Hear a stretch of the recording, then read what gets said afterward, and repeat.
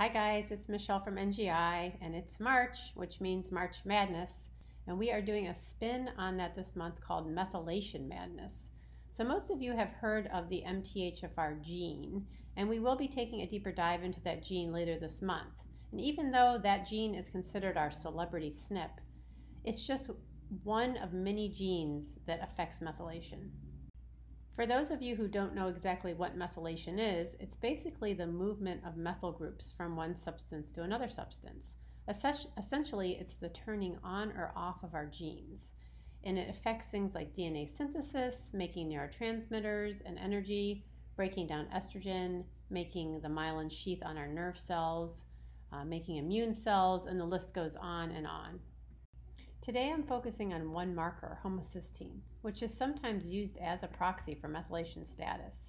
The thing about homocysteine is it is a Goldilocks lab marker. It can't be too high or too low. It needs to be just right. So what exactly is homocysteine, and how do we make it, and how do we break it down and recycle it in the body? Homocysteine is an amino acid produced from another amino acid called methionine. And methionine is a sulfur-containing amino acid. It comes from mostly from our diet, things like meat and fish and seeds and Brazil nuts and cereal grains. And methionine actually makes SAM our universal methyl donor. But once it donates its methyl group, it actually becomes homocysteine. So 50% of homocysteine moves through the CBS gene to make sulfur and taurine and glutathione. And this really is the only true disposal route. A few gene bites ago, we discussed the CBS gene and how it can be upregulated, and when that happens, we may have too much sulfur in the body. But a lot of times, the CBS gene will be working too slow, and its cofactor is B6. So if you see high levels of homocysteine on your labs, you may need to support that gene with B6 to help the homocysteine move down into that other biochemical pathway. The other 50% of homocysteine actually gets recycled back to methionine, but you can only do this if you have enough B12. And think about how many people are low in B12. Pretty much everybody. If you have a variation in these genes, they're called methionine synthase or methionine synthase reductase, MTR and MTRR, you may not be able to recycle the homocysteine back to methionine because they require B12. There is one other shortcut pathway for homocysteine to be recycled to methionine.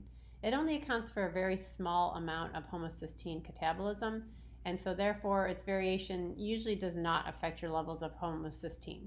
But it goes through a gene called betaine homocysteine S-methyltransferase, or BMHT, and its cofactors are zinc, betaine, and dimethylglycine. So this is another pathway the body can use if some of the other pathways aren't working well. So today we talked about the three disposal routes of homocysteine.